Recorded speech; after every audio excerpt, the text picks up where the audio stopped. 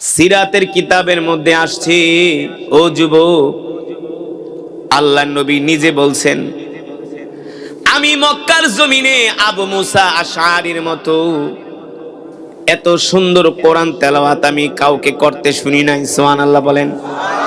তিনি ছিলেন কোরআনের কারি। কি ছিলেন? কোরআনের কারি ছিলেন। যেই কোরআন বিশ্ব নবীর উপরে নাজিল হয়েছে, আল্লাহর নবী একদিন মসজিদে নববীর পাশ দিয়ে হেঁটে যাচ্ছেন। আল্লাহ রসুলের সাথে সাহাবীদের বিশাল এক জামাত, বিশাল এক কাফেলা। সাহাবী আবু মুসা আশআরী কোরআনুল কারীমের তেলাওয়াত করতেছেন। কোরআনুল কারীমের তেলাওয়াতের আওয়াজ আল্লাহর নবীর কানে পৌঁছেছেন। আল্লাহ রসুল হেঁটে যাচ্ছিলেন। আল্লাহ রসুলের সাথে জলিল কদর বড় বড় সাহাবীরা, সাইয়েদেনা আবু বকরের মতো সাহাবী, সাইয়েদেনা ওমরের মতো সাহাবী, সাইয়েদেনা উসমান ইবনে আফফানের মতো সাহাবীরা, সাইয়েদেনা আলীর মতো সাহাবীরা আল্লাহ রসুলের পিছনে পিছনে হাঁটতেছে। সাহাবী আবু মুসা আশআরীর কোরআন তেলাওয়াতের আওয়াজ শুনা আল্লাহর নবী জায়গার মধ্যে দাঁড়ায় গেছে। আল্লাহ রসুল বললেন, কিফ হুনা, এ দাঁড়াও দাঁড়াও, তোমরা সবাই দাঁড়ায় যাও।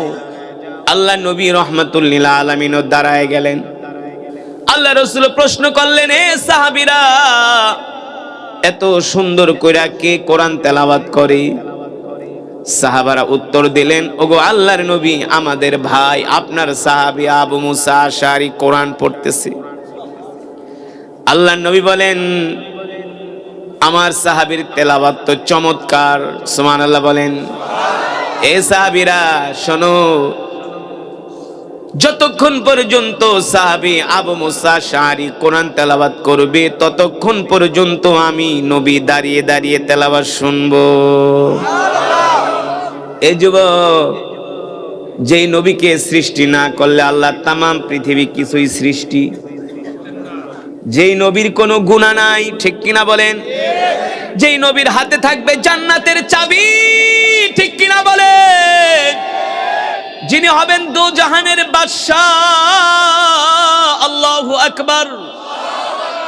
যেই নবীকে উদ্দেশ্য করে আল্লাহ তাআলা বলছেন, হাবিব, আমি যেই দিন হাসরের মাঠ কায়েম করব, সেই দিন শুধু আপনি আর আমি থাকবো, আপনার আর আমার মাঝে কেউ থাকবে না। দুইজনের ভিতরে হাসরের ফায়সালা হবে। সুবহানাল্লাহ। আমি নবী আপনার চেহারা মোবারকের দিকে তাকায় থাকবো। যতক্ষণ পর্যন্ত আপনার চেহারায় হাসি না ফোটে, ততক্ষণ পর্যন্ত আমি রব আপনার উম্মতকে মাফ করতেই থাকবো। সেই নবী হলেন রহমাতুল লিল ওয়ামা আরসালনাকা ইল্লা রাহমাতাল লিল আলামিন। আল্লাহু আকবার। যেই নবীর উপরে আল্লাহ তাআলা কোরআন নাজিল করছেন, সেই নবী দাঁড়ায়া দাঁড়ায়া সাহাবীর তেলাওয়াত শুনতেছে। সাহাবী আবু মুসা আশআরী কোরআনুল কারীমের তেলাওয়াত করছেন, আল্লাহর নবী তেলাওয়াত শুনছেন। লম্বা সময় সাহাবী তেলাওয়াত করতেছেন, আল্লাহ রাসূল দাঁড়ায়া দাঁড়ায়া তেলাওয়াত শুনছেন। সাহাবীর তেলাওয়াত যখন শেষ হয়ে গেল, আল্লাহ নবী বললেন, যাও যাও, আমার আবু মুসা আশআরীকে আমার কাছে নিয়ে এসো। সাহাবীরা যে ডাক দিছে, আবু মুসা আশআরী, তোমাকে আল্লাহর নবী ডাকতেছেন। আল্লাহর নবীকে, যিনি হলেন মদিনার প্রেসিডেন্ট, প্রেসিডেন্ট ডাকতেছে। কে কে ডাকছেন? প্রেসিডেন্ট ডাকছেন। আমার নবী প্রেসিডেন্ট ছিলেন, প্রেসিডেন্ট। এ যুবক, আল্লাহ রাসূলের ইতিহাস তো জানো না? তার মতো পৃথিবীতে শ্রেষ্ঠ শাসক আর কোনোদিন আসবে না, তার মতো রাষ্ট্রপ্রধান কোনোদিন আসবে না। যুদ্ধের ময়দানে তার মতো লিডার, তার মতো সেনাপতি পৃথিবীর জমিনে এমন বীরত্ব কেউ দেখাতে পারে নাই। তুমি আমার নবীকে যেখানে দাঁড় করাবা, সেখানেই আমার নবী 100%, ঠিক কিনা? 100% এর উপরে আরো 10%। আমার রাসূলের মতো এত যোগ্যতা আল্লাহ তাআলা পৃথিবীর কাউকে দেন নাই। আমার রাসূলের মতো এত স্টাইলিশ, ফ্যাশনেবল, আধুনিক আমার রসুল 1450 বছর আগে যেটা করে গিয়েছে, বর্তমান আধুনিক বিজ্ঞান বলতেছে না। মুহাম্মদ সাল্লাল্লাহু আলাইহি সাল্লাম 1450 বছর আগে যা করছে সব বিজ্ঞান মানতে বাধ্য। আমরা সেই নবীর উম্মত। আর যে কোরআন থেকে তেলাওয়াত করছি, যালিকাল কিতাবু লা রাইবা ফীহি হুদাল লিল মুত্তাকিন, এই কোরআনের মধ্যে কোনো সন্দেহ নাই, সন্দেহের অবকাশ নাই। ঠিক কিনা বলেন? কোনো একটা নক্তা জের জবর পেশের ভিতরে তুমি ভুল দেখাইতে, তা সেই কোরআন কেন শুনবা না? কেন শুনবা না? ঠিক কিনা? এবার সাহাবী আবু মুসা আশআরী, কোরআনুল কারীমের তেলাওয়াত শেষ হয়ে গেল, আল্লাহর নবী ডাকলেন, যাও যাও সাহাবীরে নিয়ে এসো। সাহাবী আসলেন, আল্লাহর নবী বললেন, আনতা করাতা আল আন, তুমি কি এখন কোরআন পড়তেছিলা কিনা? সাহাবী বলেন, ওগো আল্লাহর নবী, হ্যাঁ, আপনার উপরে আল্লাহ তাআলা যে কোরআন নাজিল করছেন সেই কোরআন আমি এতক্ষণ পর্যন্ত তেলাওয়াত করেছি। আল্লাহর নবী বললেন, সাহাবী রে, তুমি কি জানো তুমি যতক্ষণ পর্যন্ত কোরআনুল কারীমের তেলাওয়াত করেছো ততক্ষণ পর্যন্ত আমি দাঁড়িয়ে দাঁড়িয়ে তোমার তেলাওয়াত শুনেছি। এই কথা শোনার পরে সাহাবী কান্না করে দিলেন। আল্লাহ নবী ডাক দিয়া বলেন, লিমা তাবিকি, তুমি কান্না করো কেন? আমি কি তোমাকে কান্না করার কোনো কিছু বলেছি? কেন কান্না করছো? সাহাবী আবু মুসা আশআরী বলে, গো আল্লাহর নবী, আপনি আমার চোখে যেই পানি দেখছেন এই চোখের পানি কোনো কষ্টের পানি না, কোনো দুঃখের পানি না, এই চোখের পানি হলো আনন্দের পানি, আনন্দের অশ্রু। যেই নবীর উপরে আল্লাহ তাআলা কোরআন নাজিল করছে সেই নবী দাঁড়িয়ে দাঁড়িয়ে আমার তেলাওয়াত শুনেছে।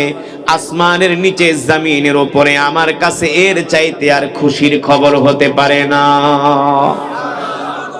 ওগো আল্লাহর রাসূল, আমি একটা ছোট মানুষ, আর আপনি আমার তেলাওয়াত শুনছেন দাঁড়ায় দাঁড়ায়, পৃথিবীতে কি এর চাইতে আমার কাছে আর খুশির খবর হতে পারে? আল্লাহর নবী বলেন, সাহাবী রে, তুমি কি জানো এই যে এত সুন্দর করে তুমি কোরআন পড়তে পারো, তোমার জন্য আল্লাহ কি পুরস্কার রেখেছেন? সাহাবী বলে, আল্লাহ আল্লাহ রাসূলই ভালো জানেন। আল্লাহর নবী বলেন, সাহাবী, এই যে তুমি এত সুন্দর করে কোরআন পড়ো, এই জন্য আল্লাহ তাআলা তোমার জন্য জান্নাত রেডি করে রেখেছে। জান্নাত। একজন হাফেজে কোরআন 10 জন জাহান্নামীকে সুপারিশ করে জান্নাতে নিতে পারবে। এই যে আজকে কোরআনের তেলাওয়াত শুনছেন, হতে পারে এই তেলাওয়াতের উসিলে আল্লাহ আমাদের ক্ষমা করে দিতে পারেন। ঠিক কিনা? আল্লাহ তাআলা শুধু হাসরের ময়দানে বান্দাকে ক্ষমা করার জন্য উসিলা তালাশ করবে। কি তালাশ করবে? উসিলা। উসিলা। এই কারণে কোন নেকের কাজ ছোট হলেও ছাড়তে নাই, আর গুনার কাজ ছোট হলেও করতে নাই। ঠিক কিনা বলেন? আল্লাহর বান্দারা, আল্লাহ রাসূল নিজে এই কোরআন তেলাওয়াত করতেন, আর মক্কার কাফেররা তার তেলাওয়াত শুনে পাগল হয়ে যেত। আল্লাহ রাসূল স্বয়ং কাবায় কোরআন পড়তেন, বাইতুল্লাহে কোরআন পড়তেন। মক্কার যুবকরা দলে দলে দলে দলে তারা রাসূলের কোরআন তেলাওয়াত শুনতে আসতো। কারা আসতো? গোলাম আসতো, দাস আসতো, কর্মচারীরা আসতো। মক্কার মিলিনিয়াররা পর্যন্ত আল্লাহ রাসূলের তেলাওয়াত শুনতে আসতো। আবু জেহেল, আবু লাহাবদের মতো সুপার পাওয়ার বড় বড় নেতারা পর্যন্ত আল্লাহ রাসূলের কোরআন শুনতে আসতো। সুবহানাল্লাহ বলেন। এক সময় তো এমন দেখা গেল যে আল্লাহ রাসূলের কোরআন তেলাওয়াত না শুনলে মক্কার কাফেররা রাতে ঘুমাইতে পারতো না। আর আমাদের অবস্থা হইল, আমাদের মুসলমানরা গান না শুনলে তাদের ঘুম আসে না, আর মক্কার কাফেররা কোরআন না শুনলে ঘুম আসতো না। এই কারণে আমি বলি, এই সমাজে কিছু মুসলমান আছে ওরা আবু জেহেলের চেয়েও নিকৃষ্ট, আবু তালেবের চেয়েও নিকৃষ্ট। ঠিক কিনা বলেন? আল্লাহ রাসূল বাইতুল্লাহে কোরআন পড়েন, মক্কার যুবকরা দলে দলে আল্লাহর নবীর কোরআন শোনার জন্য তারা ভিড় জমায়। আবু জেহেল, আবু লাহাবরা খেয়াল করলো যেভাবে মুহাম্মদের কোরআন শুনতে যায় যুবকরা, এইভাবে যদি মুহাম্মদের কোরআন শোনে তাহলে তার কিছুদিন পরে মক্কার জমিনে আর কোনো কাফের খুঁজে পাওয়া যাবে না, সব মুসলমান হয়ে যাবে। আবু জেহেল খুব টেনশনে পড়ে গেল, কি করা যায়? মক্কার যুবকদের লিডার নাম হলো মুসআব বিন উমাইর। নাম কি? মুসআব বিন উমাইর। আল্লাহর নবী যার সম্বন্ধে বলছেন যে মুসআব বিন উমাইরের মতো এত সুদর্শন যুবক আমি একজনও দেখি নাই। মুসআব বিন উমাইর যুবক, এত সুন্দর সুদর্শন ছিলেন মুসআব বিন উমাইর। আল্লাহর নবী বলছেন মুসআব বিন উমাইরের মতো এত দামি পোশাক পরতে আমি মক্কার কোনো যুবকদের দেখি নাই। আল্লাহর নবী নিজে বলছেন যে মুসআব বিন উমাইরের মতো এত দামি পোশাক আমি পরতে কোনো মক্কার যুবককে দেখি নাই। আল্লাহ রাসূল বলছেন মুসআব বিন উমাইরের মতো এত দামি জুতা পরতে আমি মক্কার কোনো যুবককে দেখি নাই। আল্লাহ রাসূল বলছে মুসআব বিন উমাইরের মতো এত দামি সুগন্ধি ব্যবহার করতে আমি মক্কার কোনো যুবককে। তার মানে সে কেমন যুবক ছিল এবার বুঝেন। কি স্টাইলিশ ছিল, কি ফ্যাশনেবল ছিল, কি আধুনিক ছিল, কি ছিল তার চুলের কাটিং, কেমন ছিল তার পোশাক আশাক, কেমন ছিল তার জুতা, ড্রেস আপ, কি সুগন্ধি ব্যবহার করতেন। আর আল্লাহ রাসূল বলছেন মুসআব বিন উমাইরের বাবা মা তারা ছিলেন মক্কার সবচেয়ে ধনী মানুষ। মক্কার বিলিনিয়ার ছিলেন, বিলিনিয়ার। সিআইপি যাকে বলে, ভিভিআইপি ছিলেন। তাদের মতো এত সম্পদশালী মক্কার আর কেউ দ্বিতীয় জন ছিল না। আল্লাহ রাসূল নিজে বলছেন। তো একদিন আবু জেহেলরা মুসআব বিন উমাইরের বাড়িতে গেল, যে বলে মুসআব তুমি তো মক্কার আধুনিক স্টাইলিশ যুবক, তোমার চলাফেরার ভিতরে একটা আভিজাত্য, তোমার পোশাক আশাকের মধ্যে আভিজাত্য, তোমার কথাবার্তার ভিতরে একটা আভিজাত্য ফুটে ওঠে, বংশমর্যাদা ফুটে ওঠে। তোমাকে তো মক্কার যুবকরা খুব ভালোবাসে, তবে আমরা তোমাকে নিয়ে খুব টেনশনে আছি। খুব একটা কথা বলে না যে মার চেয়ে মাসির দরদ বেশি। আবু জেহেল বলে তোমার নিয়ে খুব টেনশনে আছি। মুসআব বিন উমাইর বলে আবু জেহেল আমাকে নিয়ে আবার কিসের টেনশন? বলে শোনো, আমাদের এই মক্কায় আমাদের সবচেয়ে বড় শত্রু আছে একজন, যার নাম হলো মুহাম্মদ ইবনে আব্দুল্লাহ। বলেন নাউজুবিল্লাহ। এই মুহাম্মদ আমাদের চোখের সামনে বড় হয়েছে, হইয়া এখন সে নিজেকে নবী দাবি করে। সে বানায় বানায় কবিতা বলে আর কোরআন বলে চালায় দেয়। মুসআব বিন উমাইর বলে আবু জেহেল যদি মুহাম্মদ বানায় বানায় কবিতা বলে, আমিও তো একজন সুশিক্ষিত যুবক, আমিও কবিতা লিখি, তাহলে তো আমি মুহাম্মদের কবিতার ভুল ধরতে পারবো। আবু জেহেল বলে না, মুহাম্মদের কাছে যে কোনো যুবক গেলে তার জন্য পাগল হয়ে যায়। বলে কারণ কি? বলে মুহাম্মদের মতো এত সুন্দর সুদর্শন মানুষ মক্কায় একজনও নাই। সুবহানাল্লাহ বলেন। মুসআব বিন উমাইর বলে আমিও তো সুন্দর। বেটা তুই কি সুন্দর? মুহাম্মদের মতো এত সুন্দর মক্কায় একজনও নাই। মুসআব বিন উমাইর বলে তাইলে তো তাকে দেখতে হয়, তাহলে তো তাকে দেখতে হয়।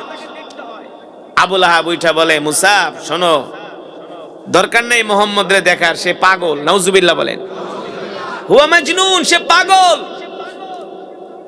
মুসআব বিন উমাইর বলে একজন কও পাগল, একজন কও কবি, একজন বলো জাদুকর, বুঝলাম না তোমাদের কথা।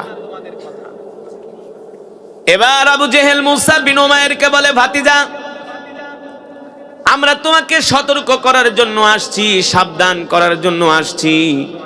আজ পর্যন্ত মুহাম্মদের কাছে যত যুবকরা গেছে কেউ ফিরে আসে নাই, সবাই মুহাম্মদের জন্য পাগল হয়ে গেছে। আল্লাহু আকবার। বলে কারণ কি আবু জেহেল? কারণ কি মুহাম্মদের জন্য পাগল হওয়ার কারণ কি? বলে কারণ হলো মুহাম্মদ কি যেন তেলাওয়াত করে, তার কণ্ঠের জাদুতে মক্কার মানুষগুলো তার জন্য পাগল হয়ে যায়। মুসআব বিন উমাইর বলে তাহলে তো একদিন আমার তাকে দেখা দরকার। আবু জেহেল বলে না ভাতিজা মুসআব তুমি যেও না, তুমি হলা মক্কার একজন সুদর্শন যুবক, তুমি আমাদের আগামী দিনের নেতা, তোমার বাবার সম্পদের অভাব নাই, আমরা তোমাকে আগামী দিনে নেতা বানাবো। তুমি যদি মুহাম্মদের কাছে যাও, মুহাম্মদের কবিতা শুনতে যাও, এটা তো আমাদের ভালো দেখা যায় না। ও মুসআব তুমি মুহাম্মদের কাছে যাবা না। মুসআব বিন উমাইর বলে আবু জেহেল আমি একজন শিক্ষিত যুবক, যাও তোমরা এখন চলে যাও, আমি ভেবে চিনতে দেখব মুহাম্মদের কাছে যাব কিনা। আবু জেহেলরা চলে গেল। মুসআব বিন উমাইর মনে মনে চিন্তা করলো, যে লোকটার নামে এতগুলো কথা বলল, সেই লোকটাকে তো একবার নিজের চোখ দিয়া দেখা দরকার। মানুষের স্বভাবজাত অভ্যাস হলো যেই কাজের জন্য মানুষদেরকে নিষেধ করা হয় ওই কাজ আরো বেশি করে করে, বেশি করে। এই যে আজকে মুসা বিন উমাইর বলে, যার নামে এত কথা বললা তারে আমি একদিন চোখ দিয়া দেখবই। মুসা বিন উমাইর বলে, আমি একদিন সন্ধ্যার সময় ঘর থেকে বের হয়ে গেলাম, ঘুটঘুটে অন্ধকার। বাইতুল্লাহর পাশে একটা পাহাড় আছে, নাম হলো জাবালে আবু কুবাইস। জাবালে, যেই পাহাড়ের উপরে চাঁদ দ্বিখণ্ডিত হয়েছিল, যেই পাহাড়ের নিচে বসে আল্লাহর নবী সাহাবীদেরকে কোরআনের দাওয়াত দিত। মুসা বিন উমাইর বলে, আমি একদিন ঘর থেকে বের হয়ে গেলাম, দেখি জাবালে আবু কুবাইসের এক জায়গায় বসে মুহাম্মদ সাল্লাল্লাহু আলাইহি সাল্লাম কোরআন তেলাওয়াত করছেন, কোরআনের বয়ান করছেন, সুবহানাল্লাহ বলেন। আর তার সাথী সঙ্গীরা একাগ্র চিত্রে, এক ধ্যানে, এক খেয়ালে, কিংপাতন নীরবতা পালন কইরা চাতক পাখির মতো তাকায়া তাকায়া তার সাহাবীরা তার তেলাওয়াত শুনতেছি। আমিও দূর থেকে প্রথম দিন মুহাম্মদ সাল্লাল্লাহু আলাইহি সাল্লামকে দেখলাম। তার চেহারা দেখে আমার কাছে মনে হলো জাবালে আবু কুবাইসের পাদদেশে মনে হয় আকাশের পূর্ণিমার চাঁদ উদিত হয়েছে। আর জোরে বলেন সুবহানাল্লাহ। আমি মুহাম্মদ সাল্লাল্লাহু আলাইহি সাল্লামের চেহারা দেখে পাগল হয়ে গেলাম। মনে হয় পুরা জাবালে আবু কুবাইসটা একেবারে ফর্সা হয়ে গেছে। এত সুন্দর মুহাম্মদ সাল্লাল্লাহু আলাইহি সাল্লামের চেহারা, আমি আমার নজর ফিরাইতে পারলাম না। এক নজর আমি তার দিকে তাকায় রইলাম। আর আমি মনে মনে চিন্তা করলাম, আবু জেহেল, আবু লাহাবরা বলছিল এই লোক নাকি পাগল। আরে পাগলের চেহারা তো কোনোদিন এত সুন্দর হয় না, হয় এত সুন্দর হয় না। আল্লাহ রসুল সব সময় মুস্কি হাসি দিয়ে কথা বলতেন, সব সময়। রসুলের মুখে সব সময় হাসি লেগেই থাকতো। মুসা বিন উমাইর বলে, কত অসাধারণ পুরুষ মুহাম্মদ সাল্লাল্লাহু আলাইহি সাল্লাম, কত সুন্দর করে কথা বলছেন, কোরআন পড়ছেন। তিনি আবেগ আপ্লুত হয়ে গেলেন আল্লাহ রসুলের চেহারা মোবারকের দিকে তাকায়া। প্রথম দিন আল্লাহর নবীর তেলাওয়াত শুনে চলে গেলেন। মুসা বিন উমাইর বলে, আমি রাত্রবেলা ঘুমাইতে পারলাম না, আবার দ্বিতীয় দিন তার তেলাওয়াত শুনতে চলে আসলাম। জোরে বলেন সুবহানাল্লাহ। দ্বিতীয় দিন চলে আসলাম।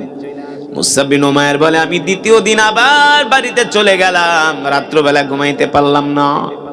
মক্কার কাফেররা যার সম্বন্ধে এত কথা বলল, তিনি নাকি পাগল, তিনি নাকি গণক, তিনি নাকি জাদুকর। পাগলের চেহারা এত সুন্দর হয় না, এত সুন্দর মানুষ কখনো মিথ্যা কথা বলতে পারে না।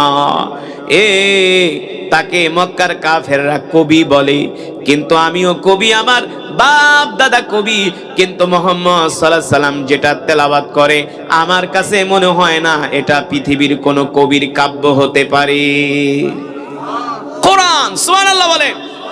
কত সুন্দর কোরআন, কত ছন্দে ছন্দে কোরআন, ঠিক কিনা বলেন?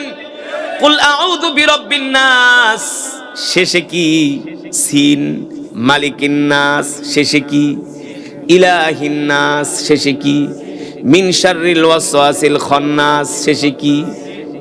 একবার তো চিন্তা করলেন না কোনদিন কত সুন্দর করে আল্লাহ তাআলা কোরআন নাজিল করছে? মিন শাররিল ওয়াসওয়াসিল খান্নাস, সিন আল্লাযী ওয়াসওয়িসু ফি সুদুরিন নাস, শেষের হলো মিনাল জিন্নাতি ওয়ান নাস শেষে কি। মুসা বিন উমাইর বলে, আমি আল্লাহ রাসূলের জবানে কোরআন শুনে পাগল হয়ে গেলাম। আবার তৃতীয় দিন গেলাম, আল্লাহ নবী মুসা বিন উমাইরকে 3 দিন ধরে তাকে ফলো করে, দূর থেকে দেখে একজন যুবক আসে আবার চলে যায়।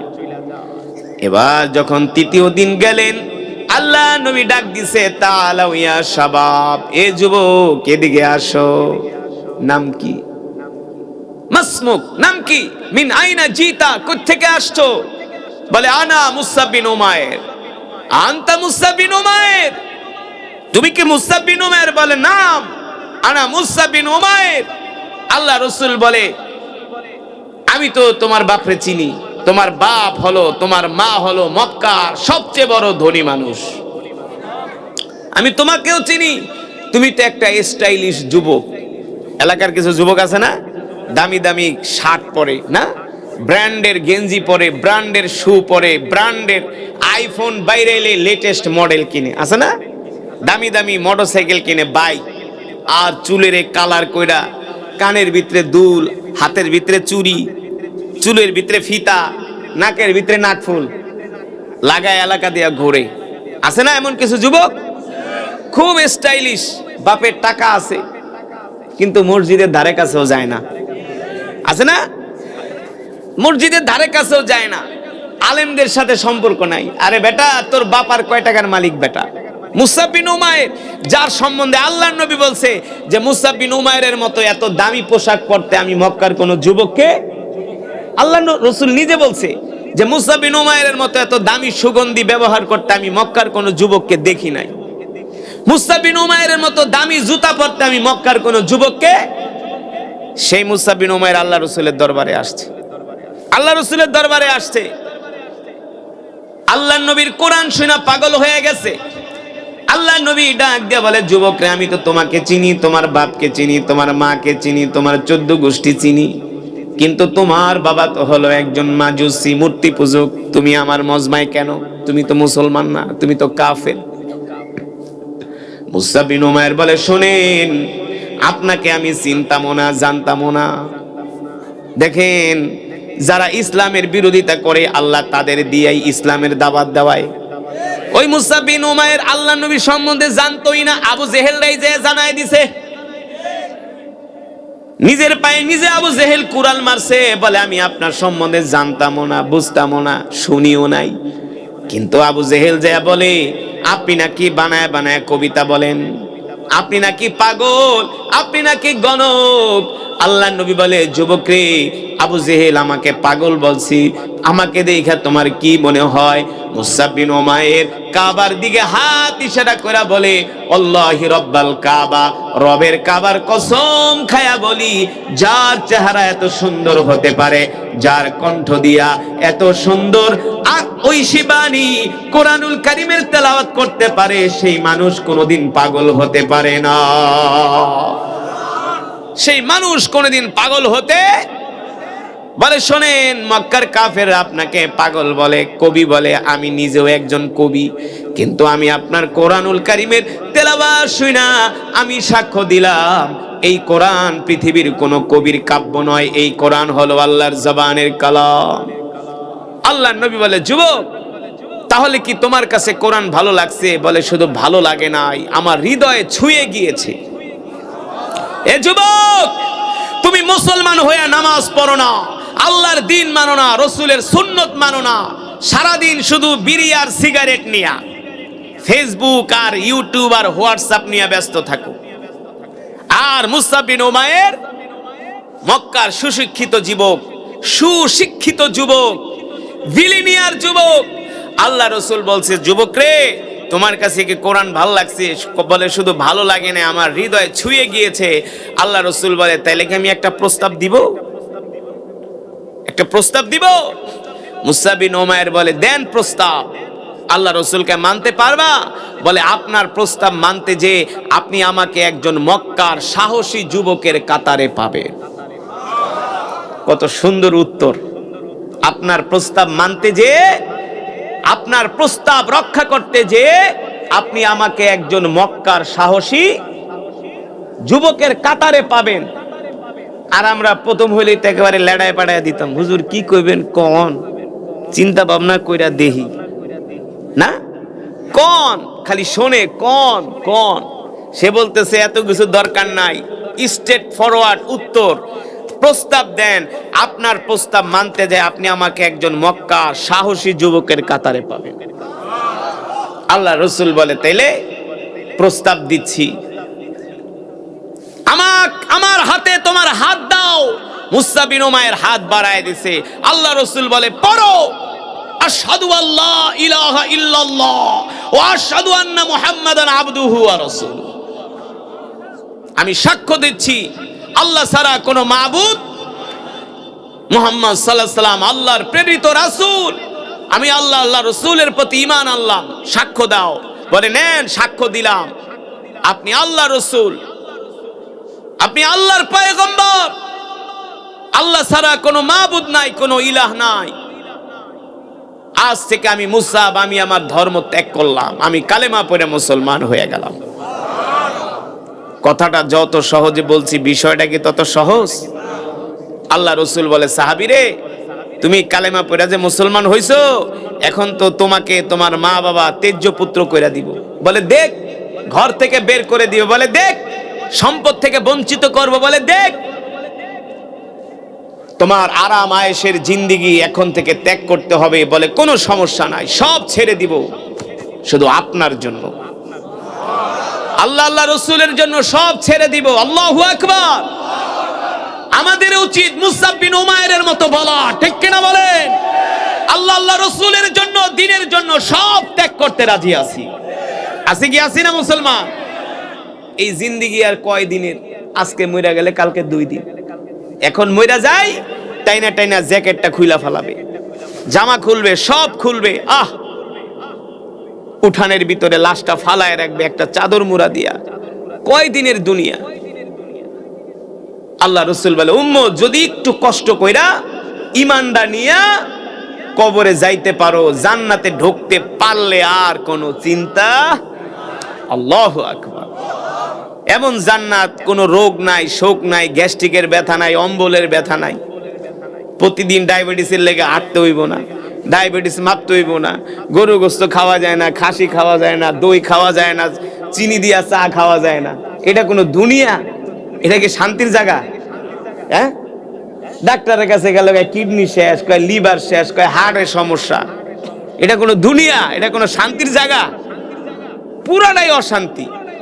আপনি 60 বছর যদি আপনার বয়স হয়ে থাকে, আপনি একটা হিসাব করে দেখেন, আপনি মনে হয় 5টা বছরও মনে হয় শান্তিতে কাটাইতে পারেননি। একটা না একটা রোগ, শোক, দুঃখ, বালা, মুসিবত, মামলা, মোকদ্দমা, এই টেনশন, এই ঝামেলা। কথা কন? হসপিটালে দৌড়ানি, আদালতে দৌড়ানি, এই মামলা ওই মামলা, হ্যাঁ এই মারামারি ওই মারামারি, এই কোন্দল এই দলাদলি। একটু কষ্ট করে ঈমান নিয়ে কবরে যাইতে পারলে জান্নাতে গেলে আর কোনো কষ্ট নাই। আমরা সেই জান্নাতে যেতে চাই কি চাই না?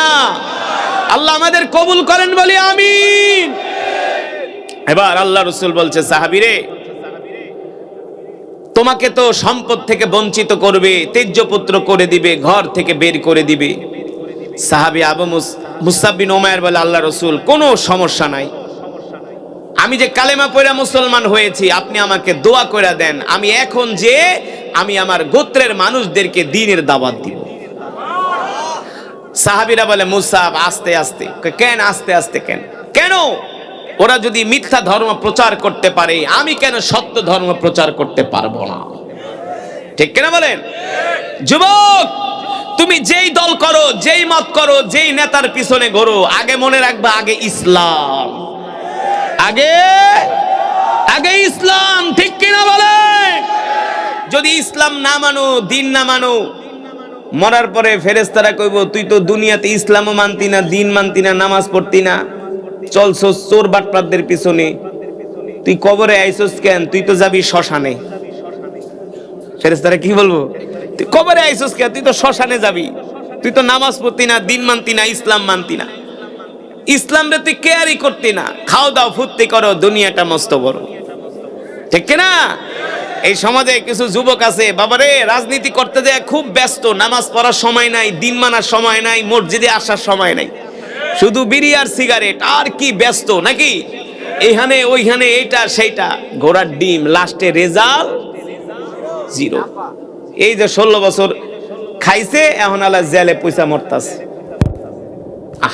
এটাই দুনিয়া। শান্তি নাই, শান্তির জায়গা দুনিয়ায় না। মুমিনের শান্তির জায়গা কোথায়?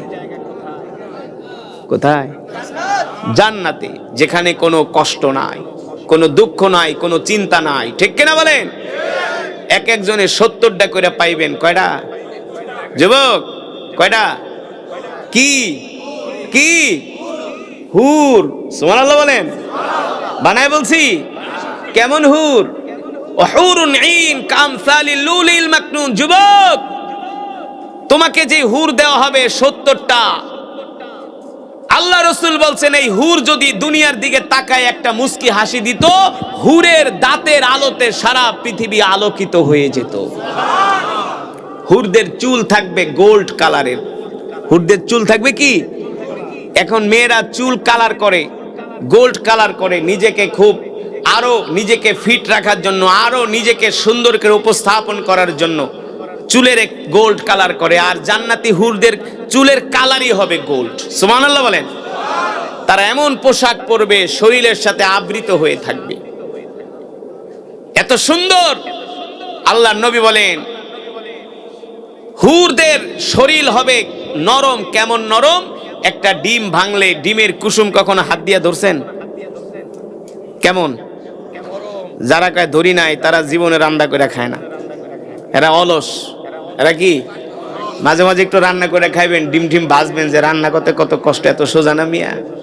আগে আমরা যখন মিশরে পড়াশোনা করতাম অনেক বছর রান্না করে খাইছি। আরে রাঁধতে গেলে হাত পুড়া যায়, এখানে আগুনে সেকা লাগে, এইটা কষ্ট, এই কষ্ট, সেই কষ্ট। রান্না না করে খাইলে বুঝবেন না, খুব কষ্ট রান্না করে খাওয়া। আল্লাহ রাসূল বলছেন একটা ডিম ভাঙলে ডিমের হলুদ কুসুমটা যেমন নরম, জান্নাতি হুরদের শরীর হবে তার চেয়েও আরো বেশি নরম। কেমন সুন্দর হবে! সুবহানাল্লাহ বলেন। জান্নাতি হুররা এত সুন্দর, এত ফর্সা হবে, তাদের হাড্ডির ভিতরের মজ্জাগুলো দেখা যাবে। কেমন সুন্দর হবে! তাও কয়টা? কয়টা? 70টা। সুবহানাল্লাহ। এই হুরকে আল্লাহ এমনি এমনি দিব? তুমি দুনিয়াতে গাঁজা খাইবা, বিড়ি খাইবা, সিগারেট খাইবা, সারাদিন বাংলা সিনেমা দেখবা, নামাজ পড়বা না, রোজা রাখবা না, আর কবরে যায় তুমি জান্নাতে যেতে চাইবা, ফেরেশতারা পিটাইয়া ফাটাইয়া ফেলাইবে। সাহাবীরা তো আর এমনি জান্নাতে যায় নাই। ওই যে মুসাব বিন উমাইর আল্লাহ নবীকে বলেন, আল্লাহ নবী আমার জন্য দোয়া করে দেন, আমি আমার গোত্রের মানুষদেরকে যায় দ্বীনের দাওয়াত দিব। আল্লাহ নবী দোয়া করে দিলেন। মুসাব বিন উমাইর দৌড়ায় বাড়িতে গেল, যে তার পরিবারের মানুষদেরকে ডাকতেছেন আর বলতেছেন, শোনো, আজ থেকে তোমরা আমাকে আর মূর্তি পূজার জন্য ডাকবা না। বলে কেন? বলে আমি আজ থেকে আর মূর্তি পূজা করব না, আমি মুহাম্মদ সাল্লাল্লাহু আলাইহি সাল্লাম আল্লাহর নবীর হাতে হাত রেখে কালেমা পড়ে মুসলমান হয়ে গেছি। মুসাব বিন উমাইর কেন মুসলমান হইল? এই কারণে তার মা বাবা দুই হাতে শিকল দিয়া তালা মারলো, দুই পায়ে শিকল দিয়া তালা মেরা ঘরের খুঁটির সাথে আটকায়া রাখছে।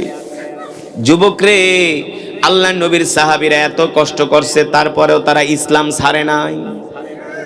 এবার মুসাব বিন উমাইরকে তার মা তার বাবা ঘরের মধ্যে খুঁটির সাথে তালা মেরে আটকায়া রাখছে। মুসাব বিন উমাইরকে ছাড়ে না। মুসাব বিন উমাইর বলে, তোমরা যদি আমাকে না ছাড়ো তাহলে আমি ঠিক মতো খাওয়া দাওয়া করব না। মুসাব বিন উমাইর কোন রকম খায়া জীবন বাঁচায়। একদিন মুসাব বিন উমাইরের মা দেখে সন্তান কান্না করতেছে। মা ডাক দিয়া জিজ্ঞেস করে, বাবারে কান্না করো কেন? তোমার কি মায়ের কথা মনে পড়ছে? মুসাব বিন উমাইর বলে, না না না, আমার মায়ের কথা মনে পড়ে নাই, বাবার কথাও মনে পড়ে নাই। তাহলে কান্না করো কেন? বলো, যেই নবীর হাতে হাত রেখে কালেমা পড়ে মুসলমান হয়েছি, সেই নবীকে কতদিন পর্যন্ত দেখি না, ওই নবীকে দেখার জন্য আমার কলিজাটা ছিঁড়ে যাচ্ছে। মুসাব বিন উমাইরের মা চিন্তা করলো, সন্তান এইভাবে কষ্ট পাইতে পাইতে মারা যাবে, তার চাইতে ছাইরা দেই। এবার দুই হাতের শিকল, দুই পায়ের শিকল ছেড়ে দেওয়া হলো।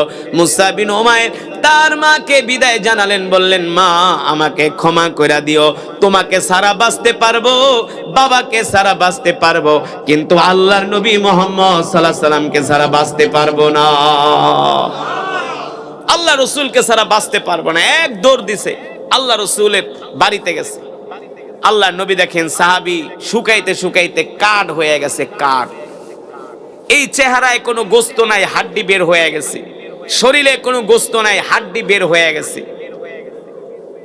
আল্লাহ রাসূল বলে, মুসাব, তুমি তো ছিলে মক্কার সবচেয়ে সুদর্শন যুবক, আজকে তুমি শুকায়া কাঠ হয়ে গেছো।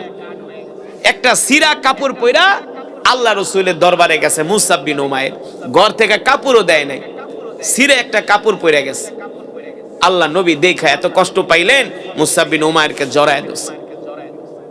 মুসাব বিন উমাইর বলে, আল্লাহ রাসূল, আমি ইসলাম গ্রহণ করার কারণে আমার মা বাবা আমার উপর অত্যাচার করছে, জুলুম করছে, নির্যাতন করছে, কিন্তু আপনার চেহারা দেখার সাথে সাথে আমি সব ভুলে গেছি।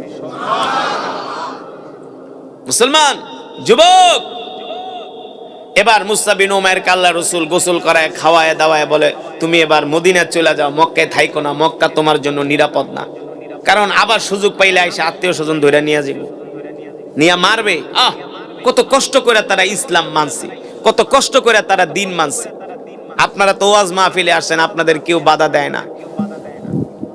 আপনারা তো রাত্রবেলা বয়ান শুনতে আসছেন, আপনাদের কেউ বাধা দেয় নাই। কিন্তু রাসূলের সাহাবীরা গভীর রজনীতে লুকিয়ে লুকিয়ে তারা আল্লাহ রাসূলের কাছে কোরআন শুনতে যেত। এত সোজা না। এবার আল্লাহ রাসূল বলে, যাও মদিনায় চলে যাও, আর মক্কায় থেকো না। সাহাবী মুসআব বিন উমাইর মক্কা থেকে মদিনায় রওনা দিলেন। এই মুসআব বিন উমাইরই ছিলেন ইতিহাসের সর্বপ্রথম কোরআনের শিক্ষক। সুবহানাল্লাহ বলেন। মুবাল্লিগ, কোরআনের প্রচারকারী, দ্বীনের প্রচারকারী মুসআব বিন উমাইর, তিনি মক্কা থেকে মদিনায় চলে গেলেন। যায়া মানুষদেরকে কোরআন শিখাচ্ছেন, কোরআন শিখায়, ঘুরা ঘুরা কোরআন শিখায় কোরআন। আল্লাহ রাসূল যখন মক্কা থেকে মদিনায় গেলেন, দেখলেন মুসআব বিন উমাইর কয়েকশো মানুষ নিয়ে আল্লাহ রাসূলের সাথে দেখা করতে আসলেন। আল্লাহ রাসূল বলল, মুসআব, মক্কা থেকে মদিনায় আসলা একা, সাথে এত মানুষ কারা? বলে, এরা সব হলো আমার কোরআনের ক্লাসের ছাত্র। এবার আল্লাহর নবী, বিশ্ব নবী রাহমাতুল লিল আলামিন মক্কা থেকে যখন মদিনায় গেলেন, এই দিকে মক্কার কাফেররা 3000 সৈন্য নিয়ে তারা মদিনায় আক্রমণ করার জন্য রওনা করলেন। আল্লাহ রাসূলের কাছে খবর আসলেন। আল্লাহ নবীও সাহাবীদেরকে ডাকলেন, ও সাহাবীরা, মক্কার কাফেররা মদিনায় আক্রমণ করার জন্য আসতেছে, আমাদের তো মক্কার কাফেরদেরকে প্রতিরোধ করতে হবে। কি করা যায়, কি করা যায়? সাহাবীদের পরামর্শ নিলেন। সাহাবীদেরকে পরামর্শ নিয়া আল্লাহ নবী 800 সাহাবী নিয়া মক্কার কাফেরদেরকে প্রতিরোধ করার জন্য মদিনা থেকে 3 কিলোমিটার দূরে উহুদের ময়দানে চলে গেলেন। কোথায়? উহুদের ময়দানে, মদিনা থেকে 3 কিলোমিটার দূরে 800 সাহাবী নিয়ে আল্লাহ নবী উহুদের ময়দানে চলে গেলেন। সাহাবী মুসআব বিন উমাইর তরবারি উঁচু করে সবার আগে আগে হাঁটতেছে। আর সাহাবীরা প্রশ্ন করে, মুসআব, সবার আগে আগে হাঁটতেছো, কারণ কি? বলে, শিকারের অপেক্ষায় আছি। সুবহানাল্লাহ। কাফেরদের সাথে মুসলমানদের যুদ্ধ লেগে গেল। মুসলমানরা কাফেরদের উপরে আক্রমণ শুরু করলো। ইতিহাসের মধ্যে আসছে, সাহাবী মুসআব বিন উমাইর একাই 17 জন কাফেরকে হত্যা করছে। একা 17 জনকে জাহান্নামে পাঠায় দিছে। পরে সাহাবী নিজেও শহীদ হয়ে গেছে। যখন যুদ্ধ থেমে গেল, আল্লাহর নবী সব সাহাবীদের লাশগুলো আনতে বললেন। দেখা গেল মুসআব বিন উমাইরের লাশটা উহুদের ময়দানে এক কোণার মধ্যে পড়ে আছে। মুসআব বিন উমাইরের লাশ উহুদের ময়দানে এক কোণার মধ্যে পড়ে আছে। মুসআব বিন উমাইরের লাশ যখন আল্লাহর নবীর কাছে আনা হলো, আল্লাহর নবী মুসআব বিন উমাইরের মাথাটা আল্লাহ রাসূলের কোল মোবারকে রাখলেন। আর মুসআব বিন উমাইরকে আদর করতেছেন আর বলতেছেন, মুসআব রে, তোমার মতো দামি পোশাক পরতে আমি মক্কার কোনো যুবককে দেখি নাই। তোমার মতো দামি জুতা পরিধান করতে আমি মক্কার কোনো যুবককে দেখি নাই। তোমার মতো দামি সুগন্ধি ব্যবহার করতে আমি মক্কার কোনো যুবককে দেখি নাই। তোমার মতো বিলাসী জীবন যাপন করতে আমি মক্কার কোনো যুবককে দেখি নাই। এ মুসআব, তুমি দুনিয়ার সবকিছু একমাত্র ত্যাগ করেছো আল্লাহ রাসূলের জন্য। আল্লাহ রাসূলের মহব্বতে তুমি কালেমা পড়ে মুসলমান হইয়া আজকে মক্কা থেকে মদিনায় এসে আল্লাহর দ্বীনের জন্য শহীদ হয়ে গেছো। সাহাবী মুসআব বিন উমাইরকে দাফন করবে, কিন্তু তার শরীরে একটা কাপড় ছিল, এক টুকরা কাপড়। আল্লাহ রাসূল মুসআব বিন উমাইরকে কবরে শোয়ায়া তাকে যে কাফনের কাপড় দিয়া ঢাকবে, সেই কাফনের কাপড় পর্যন্ত নাই। অর্ধেক কাপড় দিয়া তার অর্ধেক শরীর ঢাকছে, আর অর্ধেক শরীর ঘাস দিয়া ঢাকছে, ঘাস দিয়া লতা পাতা দিয়া ঢাকছে। আল্লাহ রাসূল আসমানের দিকে তাকায় বলে, আল্লাহ, আমি মুসআব বিন উমাইরের উপর খুশি, আপনি তার উপর খুশি হয়ে যান। আল্লাহ রাসূল বলতেছে, আমার এই সাহাবী কত ধনী সাহাবী ছিল, আজকে দিন গ্রহণ করার কারণে তাকে কবর দিচ্ছি, কাফনের কাপড় পর্যন্ত নাই। যেই কাপড় আছে অর্ধেক শরীর ঢাকে, অর্ধেক ঢাকে না। ঘাস লতা পাতা দিয়া সাহাবীর অর্ধেক পা বিছিয়ে তাকে কবরের ভিতরে দাফন করা হয়েছে। আল্লাহ রাসূল সাহাবীকে কবরের ভিতরে দাফন করবে, হঠাৎ আল্লাহর নবী আসমানের দিকে তাকায়। নবী মুস্কি মুস্কি হাসে, আবার মুসআব বিন উমাইরের দিকে তাকায়। সাহাবীরা প্রশ্ন করলেন, ওগো আল্লাহর রাসূল, আপনি আসমানের দিকে তাকায় মুস্কি মুস্কি হাসেন, আবার মুসআব বিন উমাইরের দিকে তাকান, কষ্ট পান, কারণ কি? বলে, শোনো, আমার এই সাহাবী দ্বীনের জন্য এত ত্যাগ স্বীকার করছে, আমার সাহাবী শহীদ হয়ে গেছে, তাকে কবরে শোয়াবো, আমি দেখতেছি আসমান থেকে দলে দলে হুর জমিনে নামতেছে আর বলতেছে, আল্লাহ রাসূল, মুসআব বিন উমাইরের লাশটা আমাদের কাছে দিয়া দেন। হুরেরা বলতেছে, আমাদের কাছে দিয়া দেন, তাকে আমরা কবরে জান্নাতে নিয়ে জান্নাতের পানি দিয়া গোসল করাবো। যুবক, ইসলাম মানতে হলে কষ্ট করতে হয়, আল্লাহ আল্লাহ রসুলকে পেতে হলে ত্যাগ স্বীকার করতে হয়, কোরবানি দিতে হয়, ঠিক কিনা বলে? রাসূলের সাহাবী মুসআব বিন উমাইর কত ধনী ছিলেন, টাকা পয়সা অর্থ বিত্ত কোনো কিছুর অভাব ছিল না। সব ত্যাগ করে, সব ছেড়ে আল্লাহ আল্লাহ রসুলের জন্য মক্কা থেকে বিলাসী জিন্দেগি ত্যাগ কইরা মদিনায় আইসা দ্বীনের জন্য শহীদ হয়ে গেছে, ঠিক কিনা বলেন? আমরা মুসআব বিন উমাইরের মতো পারবো না, কিন্তু 5টা ওয়াক্ত নামাজ পড়তে তো পারবো, কথা বলেন? আল্লাহ রসুলের সুন্নত তো মানতে পারবো। আপনারা তো বইসা, আল্লাহ নবী স্বয়ং দাঁড়ায় দাঁড়ায় তেলাওয়াত শুনতেছে। এ যুবক, তোমার আমার নবী যদি দাঁড়ায় দাঁড়ায় কোরআন তেলাওয়াত শুনতে পারে, যার উপরে কোরআন নাজিল হয়েছে, সে যদি কোরআনের এত পাগল হয়, তোমার আমার কতটা পাগল হওয়ার দরকার ছিল, ঠিক কিনা? আমরা তো ম্যাক্সিমাম মুসলমান কোরআনই পড়তে পারি না, কোরআন তেলাওয়াত জানি না, ঠিক কিনা বলেন? মায়ের একটাও মাটিতে পড়বো না, কি মনে করছেন আল্লাহ ছেড়ে দিব? ছেড়ে দিবে? এত সোজা না। চোখটা বন্ধ হয়ে দেখো, পিডান কারে কয়, এত সোজা না।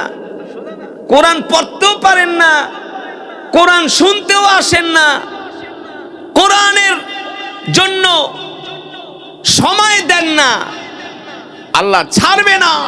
কারণ আল্লাহ রসুলের সাহাবীরা এই কোরআনের জন্য জীবন দিছে, জীবন। শুধু জীবন দেয় নাই, নিজের মাতৃভূমি ত্যাগ করছে এই কোরআনের জন্য। নিজের বিলাসী জিন্দিগি, আয়েশি জিন্দিগি, আরাম আয়েশের জিন্দিগি ত্যাগ করছে সাহাবীরা এই কোরআনের জন্য। বলবো সামনে আসতেছে, কিন্তু কিছু সময় বয়ান হবে, ধৈর্য ধরে শুনবেন তো? সেই ধৈর্য আছে তো? না শীতে কাবু হয়ে যাচ্ছেন? ধৈর্য আছে? তাহলে শেষ মোনাজাত দিয়ে যাইতে পারবেন তো? কে কে যাবেন হাতটা উঠান তো, হাত সোজা করেন, আল্লাহকে একটা ডাক দেন হৃদয় থেকে, বলেন আল্লাহ। আরো জোরে বলেন আল্লাহ। আমাদের গুনাহগুলো মাফ করে দেন, শেষ মোনাজাত দিয়া যাওয়ার তৌফিক দেন, বলে আমিন আমিন। হাত নামা। এই শীতের ভিতরে আসছেন, আল্লাহ খালি হাতে ফিরায় দিবে না। আমার দিল বলে দোয়া করলে আল্লাহ দোয়া কবুল করবেনই করবেন ইনশাআল্লাহ। আপনি আল্লাহ তাআলা সম্বন্ধে যেমন ধারণা করবেন, আল্লাহ আপনার সাথে ঠিক তেমনই আচরণ করবে। আমার দিল বলে এই শীতের ভিতরে বসে আছেন, মাহফিলের শেষে আপনাদেরকে বিরিয়ানিও দেওয়া হবে না, খিচুড়ি দেওয়া হবে না। কত কষ্ট করে আসছেন, আবার শীতের ভিতরে যাবেন। ওই দিন এক মাহফিলে গেলাম, 60-80 বছর হবে, বৃদ্ধ 80 বছর, লাঠি ভর দিয়া যাইতেছে। চাচা কই থেকে আসছেন? কয় কিলো? বেশি না, 5 কিলো দূরেতে হাইটে আসছে। গ্রামের বাড়ি, রাত্রেবেলা তার অটো চলে না, রাত 10টার পরে তো সব বন্ধ। কেন আসছেন এত কষ্ট করে শীতের ভিতরে? বলে আল্লাহকে খুশি করার জন্য আসছি। ভাই, আমাদের এমন কি আমল আছে যে আমল দিয়ে আমরা জান্নাতে যেতে পারবো? আছে? আমার এমন কোন আমল নাই, আমার নাই, আপনাদের আছে কিনা আমি জানি না। আমার কোনো আমল নাই, যদি রব কোনো একটা আমল যদি রবের পছন্দ হয়, ওই উসিলায় যদি রব মাফ করে, রহমত করে, দয়া করে, এছাড়া কোনো উপায় না। এই কারণে শীতের ভিতরে বসছেন, কষ্ট করে একটু সময় বসেন, আমরা চোখের পানি ছেড়ে আমাদের গুনাহের জন্য আল্লাহ তাআলার কাছে দোয়া করব, ঠিক কিনা বলেন? আল্লাহ তাআলার প্রিয় বান্দারা, যেটা বলছিলাম মনে আছে নাকি? কোন জায়গা থেকে? আল্লাহ রাসূল দাঁড়িয়ে দাঁড়িয়ে সাহাবীর তেলাওয়াত শুনছেন। সুবহানাল্লাহ বলেন। যে নবীর উপরে কোরআন নাজিল হয়েছে, আর যে সাহাবী পড়তেছে, এই সাহাবীর চেয়েও আল্লাহ রাসূল আরো সুন্দর করে পড়তে পারে। তারপরও আল্লাহ রাসূল দাঁড়ায় দাঁড়ায় সাহাবীর তেলাওয়াত শুনতেছে। সুবহানাল্লাহ বলেন। অনেক সময় মাদ্রাসার পাশ দিয়ে হাইটা যান না, ছাত্ররা কোরআন পড়ে, শোনেন না, জানগা সোজা। আর একটা গান বাজলে একটু দাঁড়ায় দাঁড়ায় 2 মিনিট শোনেন। একটা সিনেমা চলতেছে, একটু দাঁড়ায় দাঁড়ায় 3 মিনিট দেখা পরে যান না। উচিত ছিল 2-5 মিনিট দাঁড়ায় কোরআন শুনে যাওয়া। সিনেমা দেখা না, গান শুনা না, ঠিক কিনা বলেন? এবার আল্লাহর নবী রাহমাতুল লিল আলামিন এ কোরআন শুনে, এতে করে আমি আল্লাহ তাদের উপর রহমত নাজিল করি। সুবহানাল্লাহ বলেন। আল্লাহ তাআলার প্রিয় বান্দারা, আমি কোরআনুল হাকিমের তেলাওয়াত করেছি, আপনারা শুনেছেন। কি পেয়েছেন? এক এক হরফে 10টি করে নেকি পেয়েছেন। কয়টা করে নেকি? একটু কষ্ট করে বসছেন শীতের ভিতরে, ঠকছেন না জিতছেন? শুধু এখানেই শেষ নয়, এই অধিবেশনে, এই মাহফিলে, এই মজমায়, এই মুহূর্তে যারা বসে আছেন, এক একজন এক এক খতম করে কোরআনুল কারীমের সওয়াব পেয়েছেন। এক একজন এক এক খতম। কিভাবে বলতে পারবেন? আমি সূরাতুল ইখলাস 3 বার পড়েছি। কয়বার? হাদিস শরীফে এসেছে, আল্লাহ রাসূল বলেন, তিরমিজির বর্ণনায়, সাহাবী আবু সাঈদ আল খুদরি রাদিয়াল্লাহু তাআলা আনহু থেকে হাদিসটি বর্ণিত। আল্লাহর নবী বলেন, কেউ যদি সূরাতুল ইখলাস শরীফ 3 বার তেলাওয়াত করে, আল্লাহ তাআলা তার আমলনামায় পূর্ণ 1 খতম কোরআনুল কারীমের সওয়াব দান করে। এই মজমায় আসার কারণে, বসার কারণে, একটু কষ্ট করার কারণে আমরা ঠকি নাই, আমরা জিতেছি। এক একজন এক এক খতম করে কোরআনুল কারীমের সওয়াব পেয়েছি। আমরা আল্লাহ তাআলার কাছে দোয়া করি, মালিক এই খতমে কোরআনের সওয়াব আমাদের মা বাবার কবরে পৌঁছায় দেন, বলি আমিন। আমাদের দাদা দাদির কবরে পৌঁছায় দেন, বলি আমিন। আল্লাহ তাআলার প্রিয় বান্দারা, আমরা যদি আমাদের মা বাবার জন্য দোয়া করি, আমাদের ইন্তেকালের পরে, আমাদের মৃত্যুর পরে আমাদের সন্তানরা আমাদের জন্য দোয়া করবে, ঠিক কিনা? আমরা যদি আমাদের দাদা দাদির জন্য দোয়া করি, আমাদের মৃত্যুর পরে আমাদের নাতিরা নাতনিরা তারাও দাদা দাদির জন্য দোয়া করবে। আমরা যদি দোয়া না করি, আমাদের জন্য কেউ দোয়া করবে।